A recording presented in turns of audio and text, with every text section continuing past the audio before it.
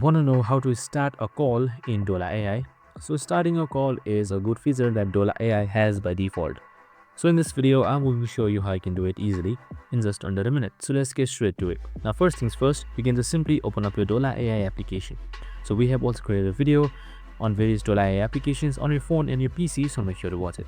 So once everything is done and once you're under this interface, here on the top right side you should be seeing new chat. Just simply click that. It should open up a new chat for you.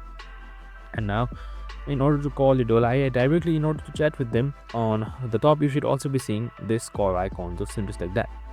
So once I've selected that, as you can see right here, Dola AI should start speaking, and that's it.